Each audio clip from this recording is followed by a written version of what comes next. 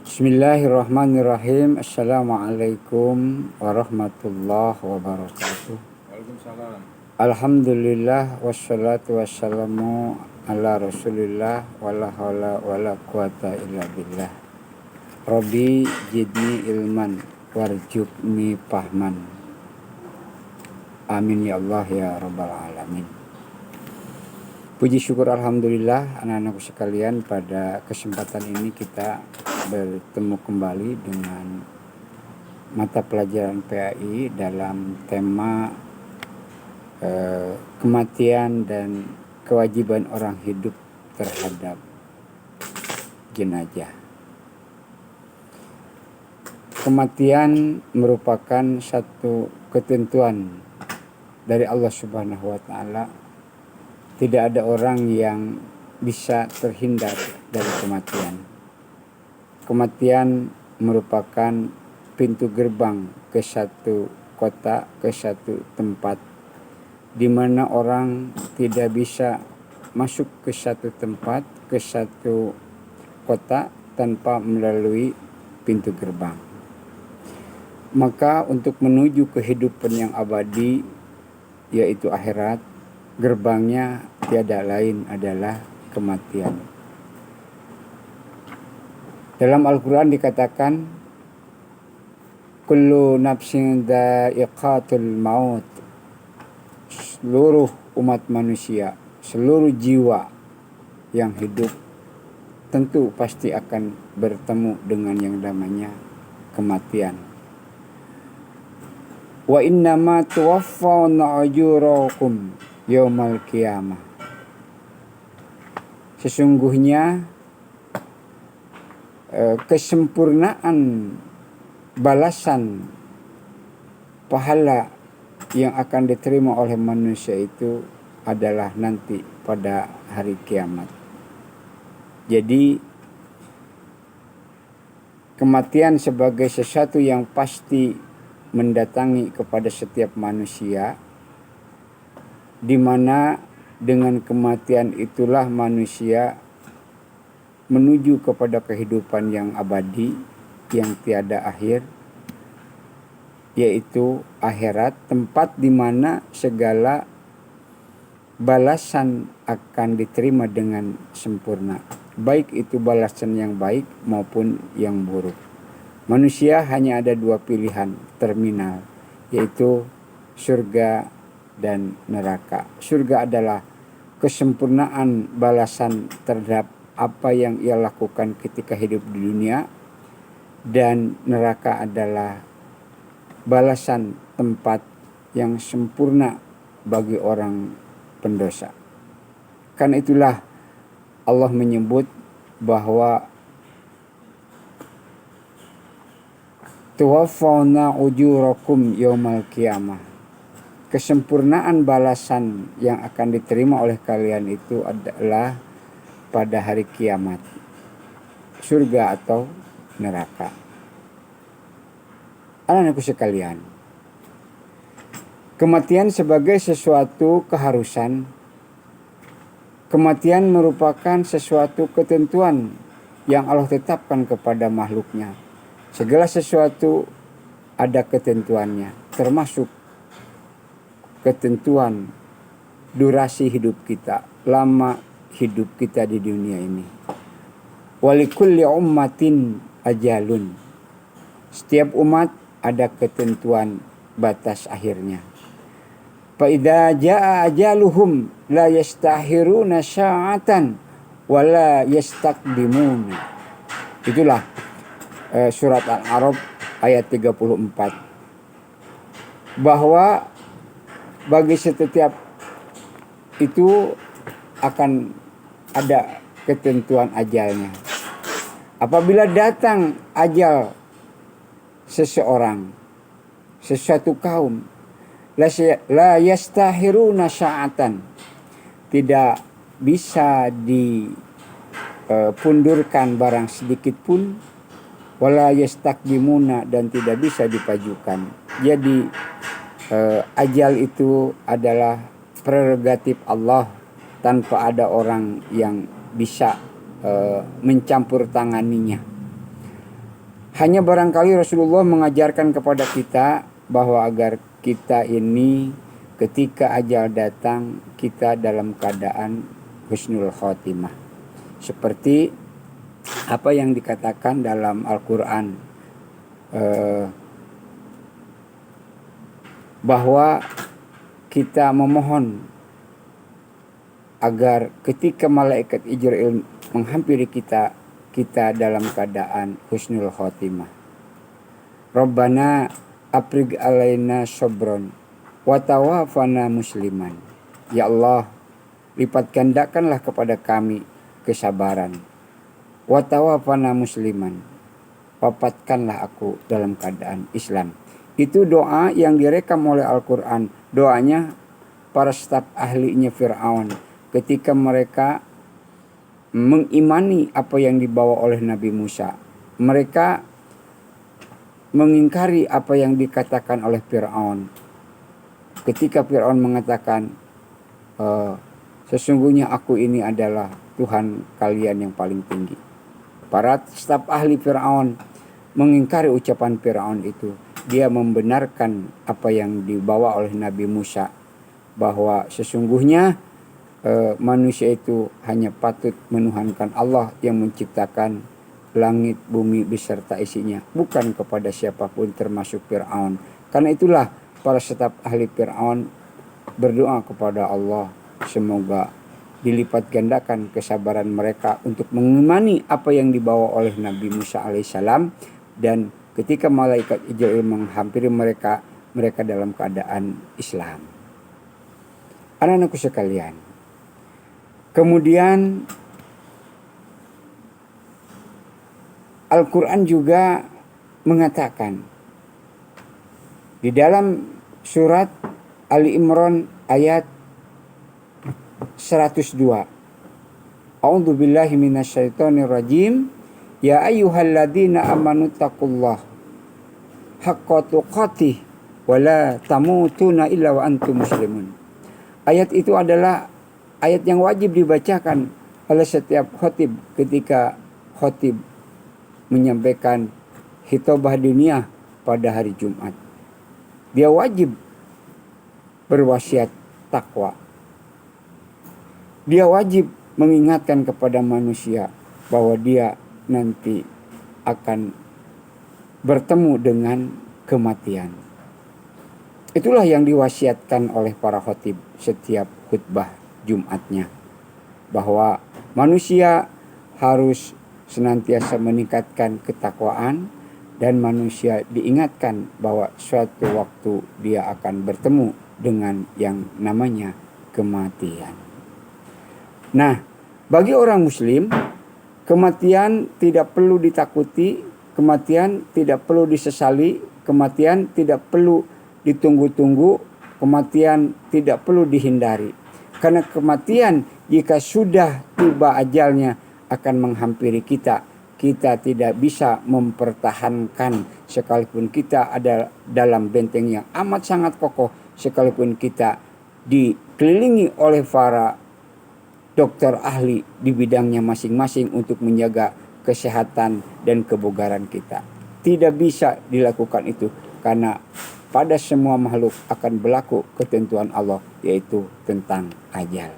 Karena itu orang mukmin hanya meminta kepada Allah agar ketika malaikat Jibril menghampiri dirinya, dia dalam keadaan mati husnul khotimah, mati di ujung yang baik, bukan lagi sedang bermaksiat, bukan sedang dalam menentang kepada ketentuan dan tuntunan Allah dan Rasulnya. Anak-anakku sekalian, yang paling penting bagi kita adalah bukan kapan kita akan mati, bukan bagaimana kita cara menghindari mati atau mengakhirkan kematian. Bagi kita adalah bagaimana mempersiapkan bekal untuk menghadapi kehidupan setelah kematian. Al-Quran begitu indah bagaimana menggambarkan perjalanan hidup manusia dari sejak dia diciptakan sampai ujung terminal akhir kehidupannya. Misalnya kita bisa membacanya di dalam surat Al-Mu'minun. A'udzu billahi minasyaitonir rajim. Walaqad khalaqnal insana min sulalatin min tin. Summa ja'alnahu nutfatan fi qararin makin. Summa khalaqna nutfatan 'alaqatan fa khalaqna 'alaqatan mudghah. Fa khalaqnal mudghatan idoma pakasonal idoma lahma. Summa ansha'nahu khalqan akhar. Fatabarakallahu ahsanul khaliqin. Summa innakum ba'da dzalika lamayyitun. Summa yaumal qiyamati tub'atsun. Itu kalian bisa baca di dalam surat Al-Mu'minun ayat ke-13. Walaqad khalaqnal insana min sulalatin min tin. Sungguh Allah telah menciptakan manusia dari saripati tanah. Summa ja'alnahu fi qararin makin. Kemudian Allah menyimpan spermatozoida yang memancar di dalam rahim yang amat sangat kokoh. Kemudian Allah jadikan sperma yang membuahi ovum itu di dalam rahim kemudian menjadi alaqah, setetes darah, mudghah, kemudian menjadi segumpal daging. Kemudian tumbuhlah tulang belulang yang dibungkus oleh daging. Kemudian pada usia 120 hari dalam kandungan, menurut hadis yang sahih, Allah meniupkan ruh pada sang janin. Wa nafakhtu fiha mir ruhi, kata Allah. Dan aku tiupkan pada sang janin itu ruh dari sisiku. Maka manusia menjadi makhluk yang lain. Makhluk yang berbeda dengan makhluk yang lain. Karena pada diri manusia ketika usia 120 hari ada unsur ruh Allah pada dirinya. Yang kelak akan membedakan dirinya dengan makhluk yang lainnya. Dan ruh itulah nanti pula yang akan mengangkat derajat manusia sebagai ahsanut taqwim, sebaik-baik ciptaan Allah. Namun kesempurnaan ciptaan Allah yang terletak pada ruhnya tersebut tergantung kemampuan tidaknya seseorang untuk menjaga kesucian, untuk menjaga jiwa dari ruh yang tersebut, yang bagaimana yang senantiasa condong kepada kebaikan dan kebenaran. Jikalau manusia konsisten untuk menjaga dan merawat karunia Allah berupa ruh yang tidak Allah tiupkan kepada makhluk yang lainnya itu, maka manusia nanti ketika datang kepada Allah termasuk orang-orang yang beruntung. Pun demikian sebaliknya, jikalau tidak sanggup untuk menjaga karunia Allah tersebut, manusia akan meluncur kepada sebagaimana digambarkan di dalam Al-Quran, di dalam surat At-Tin. Wattini wazzaituni waturi sinina wahadal baladil amin. Laqad khalaqnal insana fi ahsani taqwim. Laqad khalaqnal insana fi ahsani taqwim. Sungguh kami, kata Allah, telah menciptakan manusia fi ahsani taqwim. Summa rodadnahu asfala safilin.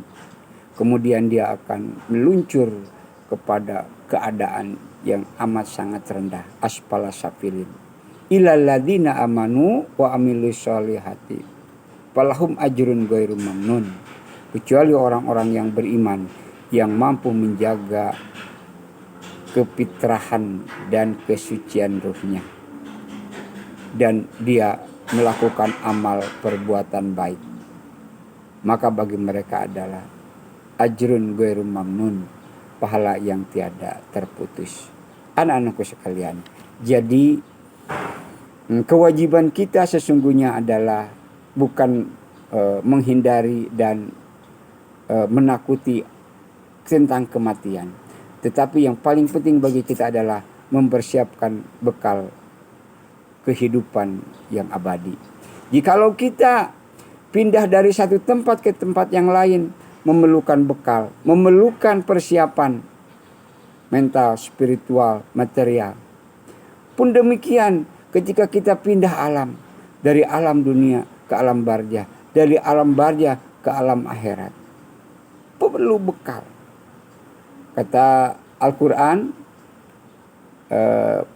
fatajawwadu fa innahu rijadi taqwa. Maka hendaklah kalian membekali diri, mempersiapkan bekal untuk kehidupan yang akan datang.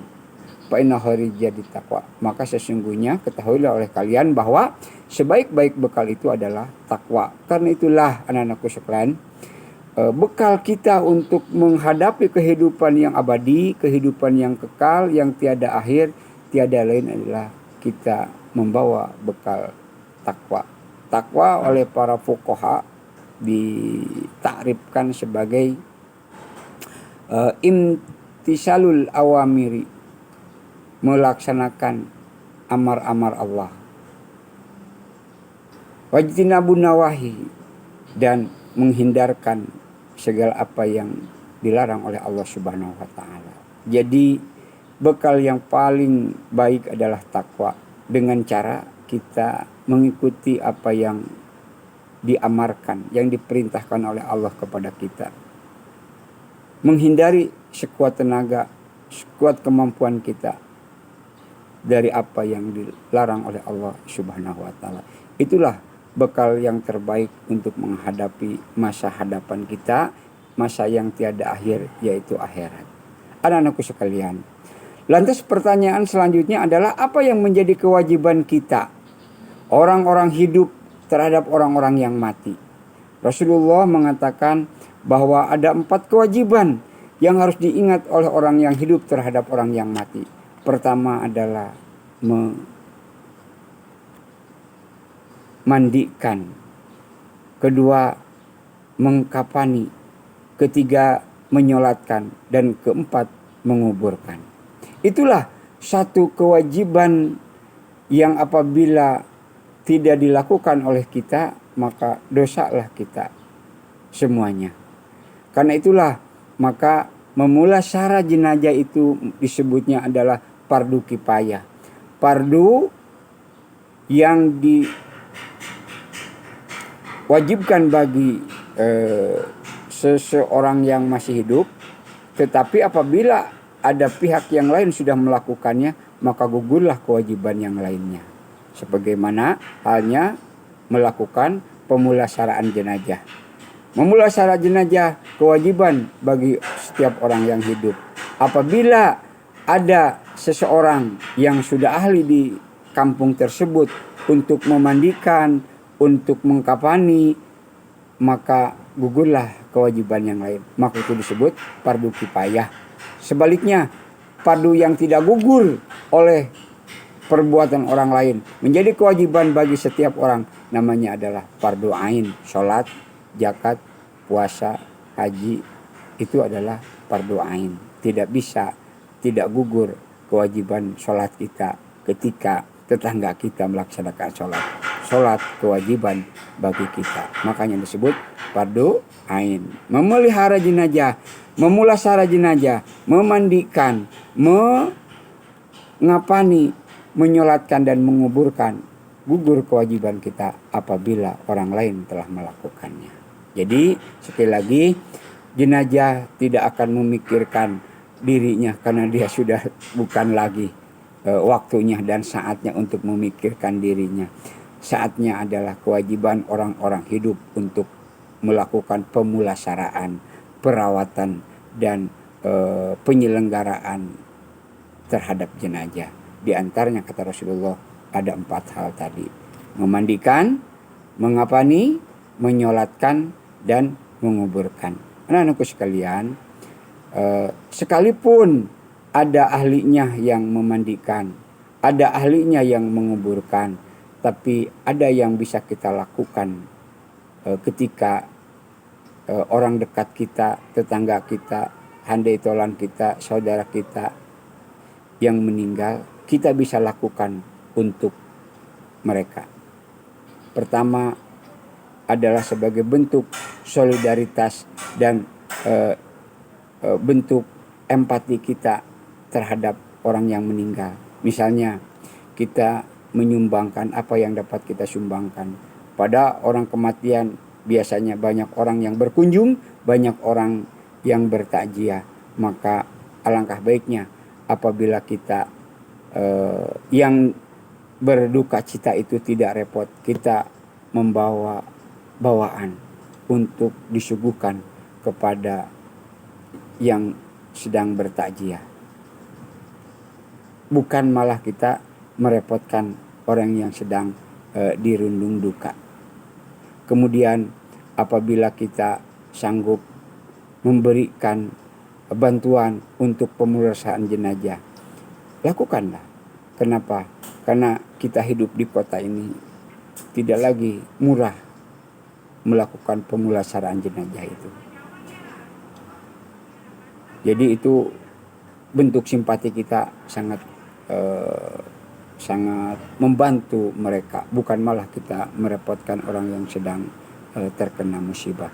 Jadi anak-anakku sekalian, setelah itu kewajiban kita seorang mukmin adalah mendoakan kepada mayat, doa yang lazim kita baca sebagaimana ada dalam kaifiat sholat jenazah. Yang pertama adalah ketika takbir pertama membaca Al-Fatihah, yang kedua membaca sholawat Nabi, yang ketiga kita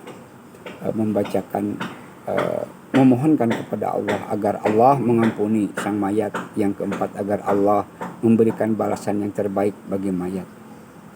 Misalnya kita doakan mayat itu semoga dimudahkan dalam memasuki kuburannya, dilapangkan di dalam kuburnya, diluaskan di dalam kuburnya, dijauhkan dari siksa kuburnya.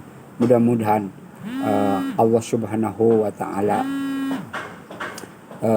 memberikan balasan yang terbaik, mengampuni segala dosa-dosanya. Jika orang tua kita yang meninggal, kita sungguh diajarkan oleh Rasulullah membaca doa, Allahumma gfirli dunubi wali walidayya warhamhuma kama rabbayani shaghira. Kalau yang meninggal itu saudara seiman kita, bacalah sebagaimana doa yang dibaca oleh Nabi Ibrahim alaihissalam. Rabbana gfirli wali walidayya walil mu'minina yauma yaqumul hisab. Ya Tuhan kami, ampunilah dosa kami, dosa kedua orang tua kami, dosa orang-orang mukminin nanti kelak di yaumul hisab, di hari kiamat. Itu doa yang diajarkan Nabi Ibrahim. Jadi doa bisa dilakukan oleh orang yang berhubungan darah. Bisa pula doa itu dipanjatkan oleh orang yang punya kaitan keimanan sekalipun tidak ada hubungan darah, sebagaimana doanya Nabi Ibrahim alaihi salam. Nabi Ibrahim alaihi salam tidak hanya memohonkan ampun untuk dirinya, kedua orang tuanya, tapi dia juga memohonkan ampun kepada Allah untuk orang-orang yang beriman. Tentu orang yang beriman, orang-orang yang mengikuti Nabi Ibrahim, tidak semuanya ada hubungan darah dengan Nabi Ibrahim. Hanya ada hubungan darah, hanya ada hubungan keimanan. Jadi kita doakan saudara-saudara seiman kita, saudara-saudara seagama kita. Mudah-mudahan Allah melapangkan dan memaafkan segala kesalahannya sebagai bentuk empati dan simpati kita kepada saudara kita yang terkena musibah. Itulah anak-anakku sekalian, mudah-mudahan kita termasuk orang yang cerdas. Kata Rasulullah, orang cerdas itu adalah al-kaisu mandana nafsahu wa amala lima ba'da mauti. Orang yang cerdas itu adalah orang yang bisa mengendalikan nafsunya. Dia berbuat, beramal, ditunjukkan, diorientasikan ba'da mauti, setelah kematiannya. Orang yang cerdas, dia mempersiapkan bekal dengan amal soleh untuk kehidupan setelah kematian. Bukan melakukan sesuatu diukur untuk keuntungan materi kini di sini di dunia ini. Tapi kata Rasulullah, orang cerdas itu adalah orang yang mampu mengendalikan hawa nafsunya, orang yang mampu beramal yang diorientasikan sebagai perbekalan setelah kematian. Karena kematian membutuhkan bekal. Perjalanan ke Jakarta, perjalanan ke Bandung, perjalanan dari rumah ke sekolah memerlukan bekal, ongkos, bensin, sanggung. Apalagi ini perjalanan yang dimensinya berbeda. Bukan lagi dimensi materi di dunia ini, tapi dimensi ukhrawi, dimensi spiritual.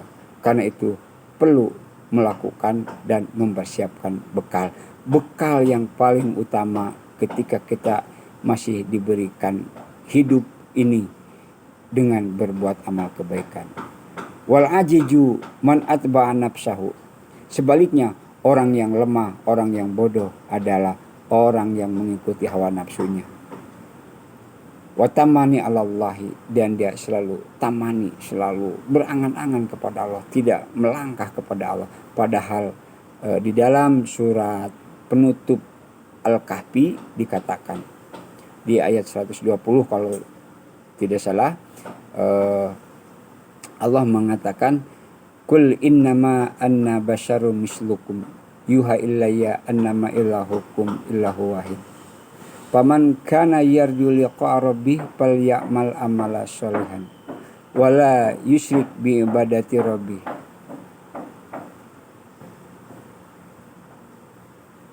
Katakanlah, aku ini Muhammad basyarum mislukum, sama dengan kalian wahai manusia. Muhammad itu sebagai basyar, seperti halnya kita. Tetapi kepada Nabi Muhammad diberikan wahyu, kita tidak. Wahyu itu berisi innama ilahukum ilahu wahid, bahwa sesungguhnya Tuhan kalian semuanya adalah Tuhan yang Maha Esa. Allah yang Maha Esa. Lam yalid walam yulad walam yakul lahu kufuwan ahad. Tidak beranak, tidak diperanakan, tidak ada yang sama dan dipersamakan dengan Allah Subhanahu wa taala.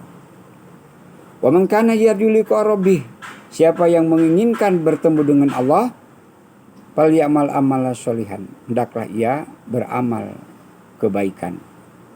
Wala tusyrik bi ibadati rabbih, dan tidak melakukan syirik dalam beribadah kepada Allah. Dia harus menjaga komitmen ketauhidannya dan dia harus melakukan amal soleh. Orang yang musyrik, orang yang menyekutukan Allah, orang yang tidak melakukan amal soleh, maka itu bukan al-kaisu tapi wal ajiju, orang yang berangan-angan kepada Allah